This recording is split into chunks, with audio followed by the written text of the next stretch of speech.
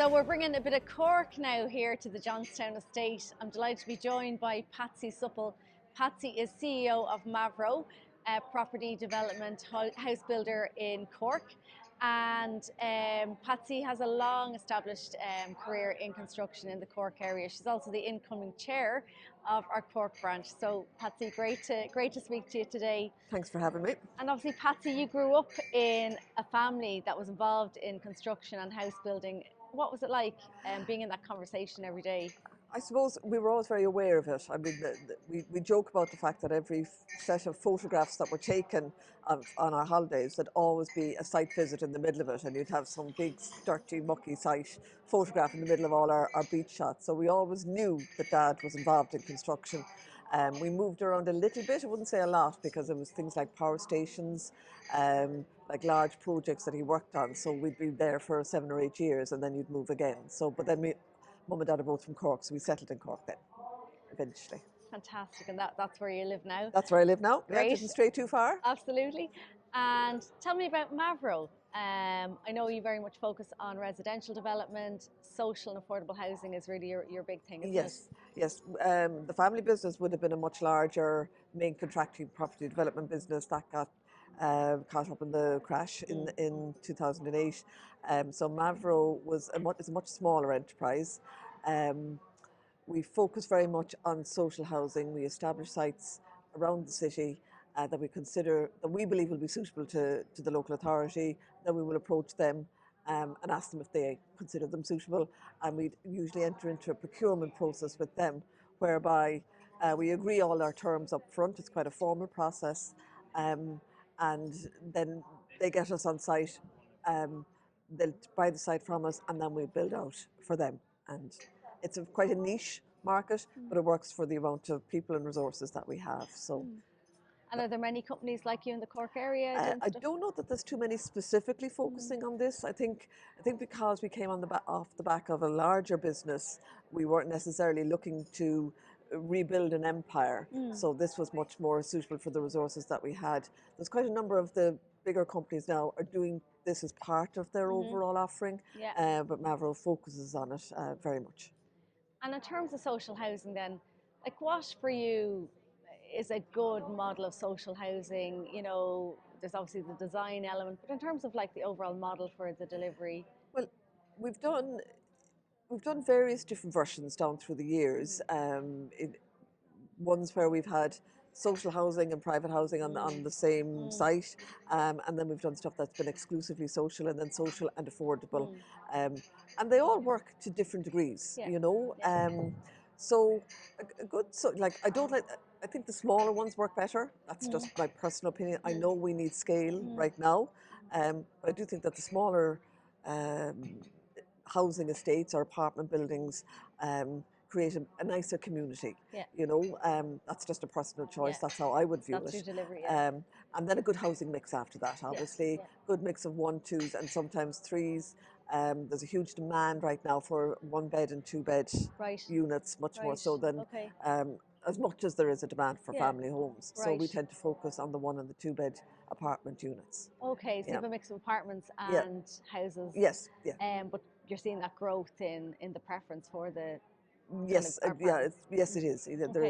There's one of the things that we've done in recent times is step down units. So these would be level access units. The idea being that you would decant people from other local authority housing that might have empty nests, and that they would now have a use for a 1 or a 2-bed unit rather than a family home, and that frees up the family home elsewhere then. And they're nice small communities as well, which you know, sometimes gated, which and makes you're it seeing nice like and a mix of tenures then that maybe absolutely a kind of a broader perspective on the type of needs. You know, that's very interesting. Yeah, and usually based around where there might be a concentration of those social houses already. So you're not taking somebody from where they've lived all their lives and moving them to a completely different part of town. You're still in their community. So I think that is that's a nice model. Yeah, that works.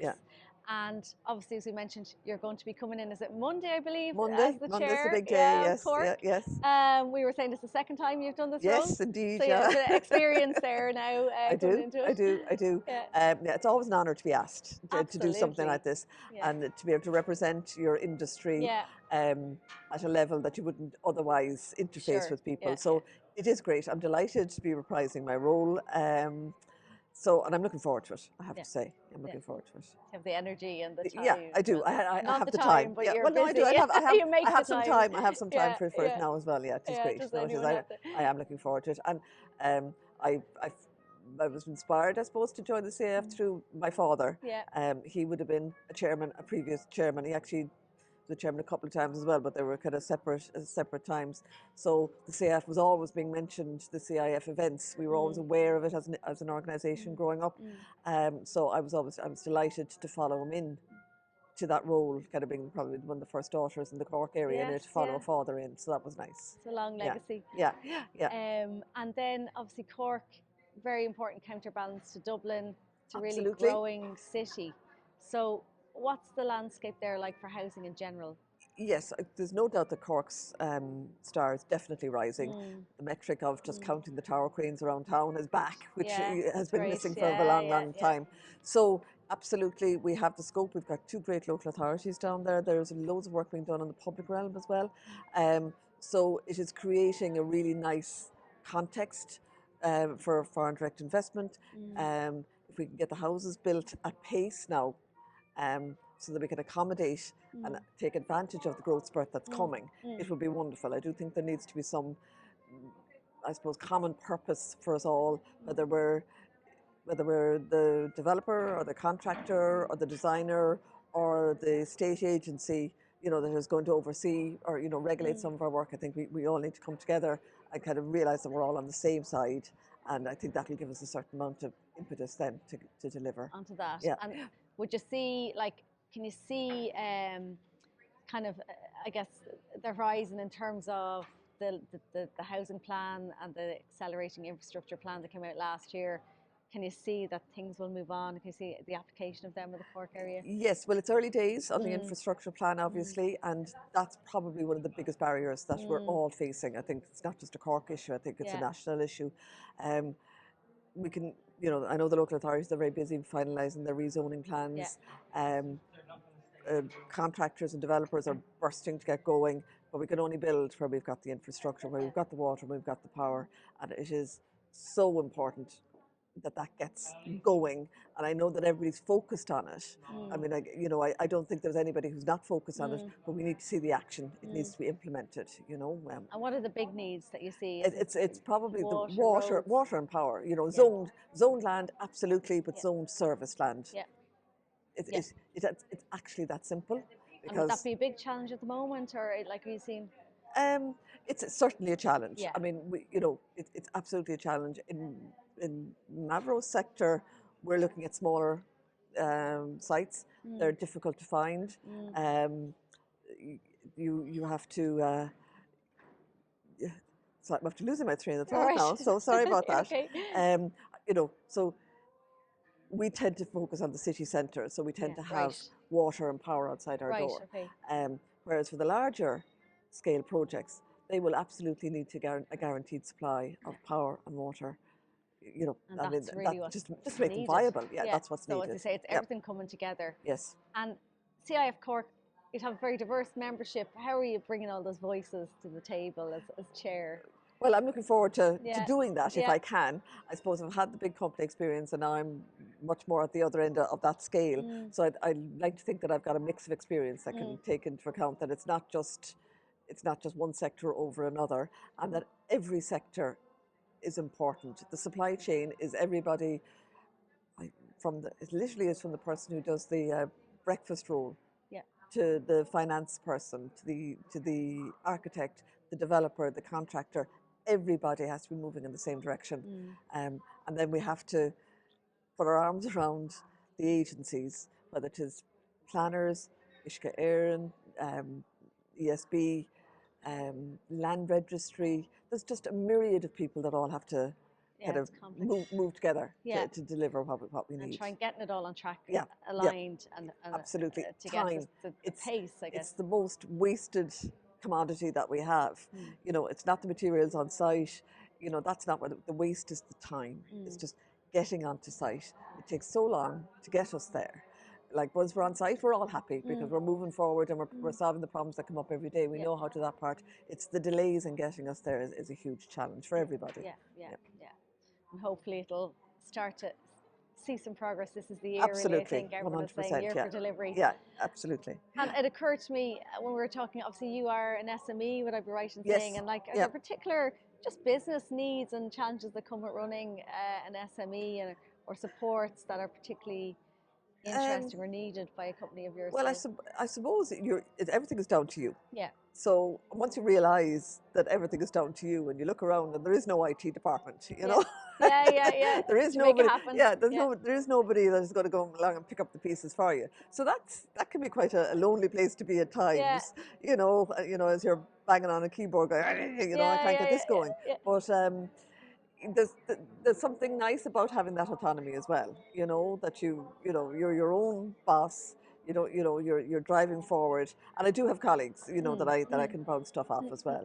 So, but no, I think there's probably enough support within agencies like the CIF are brilliant for that.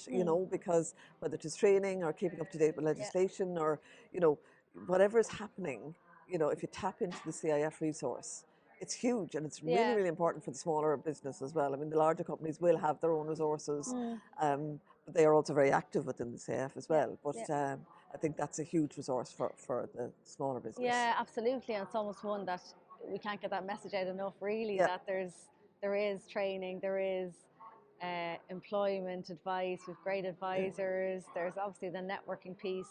And just to use them all And through your membership. legislation is changing, it's changing absolutely. constantly. The contractual You side. you're had to be dizzy from it. Absolutely, So it's great to get the ESG. newsletter and read and say, okay, well, at least I know something's happening. I mightn't have all the detail, but I've got some idea that there's something happening out there, and that there's very good people looking after it as well for us. That you can pick up the phone to and call. Exactly. Yeah, absolutely. Yeah, That's absolutely. good to know. Yeah. And finally, because I know the lunch is going to be coming soon, Yeah, we'll be taking a break.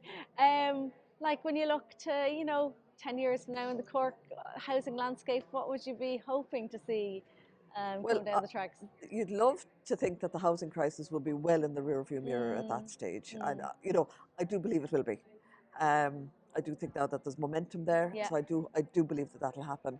I think there's other major projects, obviously, that the infrastructure projects that I'm sure will deliver as well. So that's the hope, is that the housing crisis is in the back mirror, in the rearview mirror for it's a good way to 100%. describe it. And I expect I'll be retired also. I don't know, Patsy. I don't think you will. I don't think she will. Well and truly. Yeah, well and truly. Well, I think you'll be here at International Women's Day event. Well, thanks a million, Patsy. And thanks for having me. Great. I hope you had a brilliant day here. And Fabulous morning. Really enjoyed Absolutely talking brilliant. to you. Great credit to everybody who was organising it. Yeah, Super. fantastic. Thank Cheers. you very much. Thanks.